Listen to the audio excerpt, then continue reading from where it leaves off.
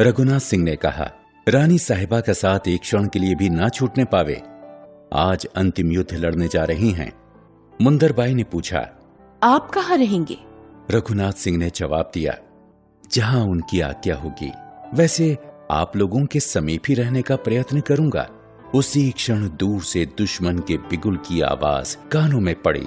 मुंदरबाई ने रघुनाथ सिंह को मस्तक नवाकर प्रणाम किया। रघुनाथ सिंह ने मुंदरबाई को नमस्कार किया और दोनों शरबत लिए हुए रानी के पास पहुंचे। अंग्रेजों का बिगुल साफ सुनाई दे रहा था। अगले क्षण तोप का धमाका हुआ। गोला सन्नाकर ऊपर से निकल गया। रानी ने शरबत पीकर रामचंद्र देशमुख को आदेश दिया, दामोदर को आज तुम पीठ पर बांधो। यदि मैं मारी जाऊं तो इसको किसी प्रकार दक्षिण सुरक्षित पहुंचा देना। तुम्हें आज मेरे प्राणों से बढ़कर अपनी रक्षा की चिंता करनी होगी। दूसरी बात ये कि मारी जाने पर मेरी काया को ये विधर्मी छू न पाए। बस घोड़ा लाओ। मुंदरबाई घोड़ा ले आईं। उसकी आंखें छलछला रही थीं। पूर्व दिशा में अरुणिमा फैल गई। अब की बार कई तोपों का धमाका हुआ। रानी मुस्कुराईं। जूही के सिर पर हाथ फेरकर उन्होंने उल्लास भरे स्वर में कहा, यह तात्या की तोपों का जवाब है। जा जूही, अपने तोपखाने पर छका दे इन बैरियों को आज। जूही ने प्रणाम किया। जाते हुए कह गई, इस जीवन का यथोचित अभिनय आपको न दिखला पाई। खैर, परमेश्वर ने चाहा तो। इतने में सूर्योदय हुआ। सूर्य की किरणों ने रानी के सुंदर मुख को प्रदीप्त किया। उनके नेत्रों की ज्योति चमक उठी। लाल वर्दी के ऊपर हीरे मोतियों का कंठा दमक उठा और चमक पड़ी मयान से निकली हुई तलवार। रानी ने घोड़े को एड़ लगाई। घोड़ा पहले जरा हिचका, फिर तेज हो गया। उत्तर और पश्चिम की दिशाओं में तात्या टोपे और राव साहब के मोर्चे थे तथा दक्षिण में बांदा के नवाब का। इसलिए रानी ने पूर्व की ओर झपट लगाई। गत दिवस की हार के कारण अंग्रेज जनरल सावधान और चिंतित हो गए थे। उन लोगों ने घुड़सवारों को कई दिशाओं में फैलाकर आक्रमण करने की योजना बनाई। घुड़सवारों ने पहला आक्रमण बंदूकों से किया। बंदूकों का जवाब बंदूकों से दिया गया। रानी ने आक्रमण पर आक्रमण करके घुड़सवारों को पीछे हटा दिया। दोनों ओर के घुड़सवारों की बेहिसाब दौड़ से धूल के बादल छा गए। रानी का रण कौशल देख अंग्रेज जनरल थर्रा गए। जूही की तोपें गजब ढा रही थीं।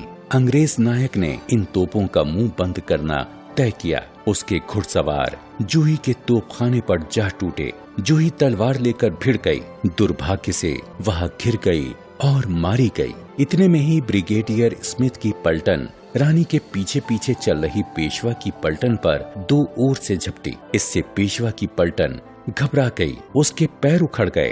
अंग्रेजों की संगीनें और तोपें उस पलटन का संहार कर उठी। पेशवा की दो तोपें भी उन लोगों ने छीन ली। रानी की रक्षा के लिए उनकी सेना ने अंग्रेजों का प्रचंड सामना किया।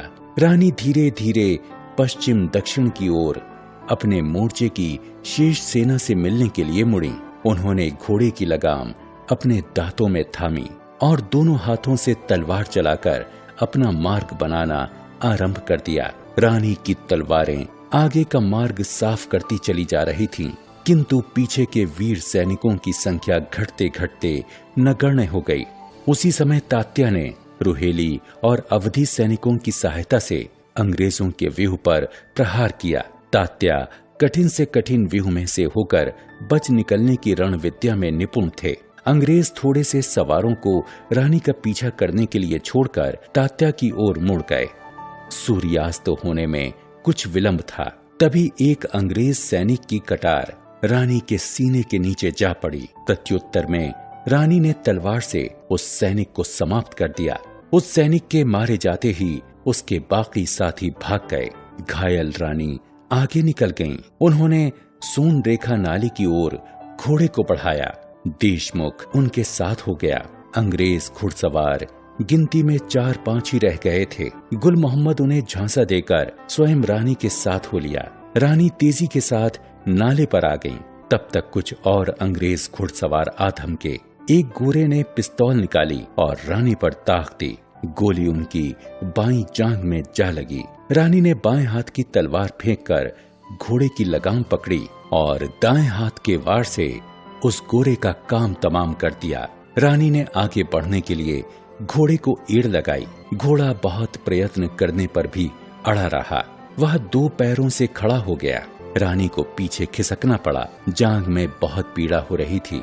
पेट और जांघ के घाव से खून के फव्वारे छूट रहे थे। इस बीच एक अन्य अंग्रेज सैनिक आगे बढ़ा और उसने रानी के सिर पर तलवार का वार किया। इससे रानी बुरी तरह घायल हो गईं। इस पर भी उन्होंने उस घातक पर तलवार चलाई और उसका कंधा काट दिया। अब तक वहाँ 3 अंग्रेज घुड़सवार बचे थे। उन पर गुल मोहम्मद बिजली की तरह टूट पड़ा। वे तीनों मैदान छोड़कर भाग गए। वहाँ अब कोई शत्रु ना बचा था। जब गुल मोहम्मद मुड़ा तो उसने देखा कि रामचंद्र देशमुख घोड़े से गिरती हुई रानी को साधे हुए हैं। रघुनाथ सिंह ने देशमुख से कहा, एक क्षण का भी विलंब नहीं करना चाहिए। अपने घोड़े पर इनको सावधानी पूर्वक रखो और बाबा गंगादास की कुटी पर ले चलो। सूर्यास्त होना ही चाहता है। देशमुख का गला रुंध गया। बालक दामोदर राव अपनी माता के लिए रो रहा था। देशमुख ने पुचकार कर कहा, इनकी दवा करेंगे, अच्छी हो जाएंगी, आप रोइए मत। रामचंद्र देशमुख ने रघुनाथ सिंह की सहायता से रानी को संभालकर अपने घोड़े पर रखा। रघुनाथ सिंह ने देखा कि गुल मोहम्मद रो रहे हैं। उन्होंने समझाया, कुंवर साहब, इस प्रकार भावुक होने से काम और बिगड़ेगा। अंग्रेज अब भी मारते काटते दौड़ धूप कर रहे हैं। यदि आ गए तो रानी साहब की देह का क्या होगा। गुल मोहम्मद चौंक पड़ा। साफी के छोर से आंसू पोंछे उसने आगे बढ़ने का इशारा किया। वे सब द्रुत गति से बाबा गंगादास की कुटी पर पहुँचे। इसी कुटी पर रानी ने अंतिम सांस ली।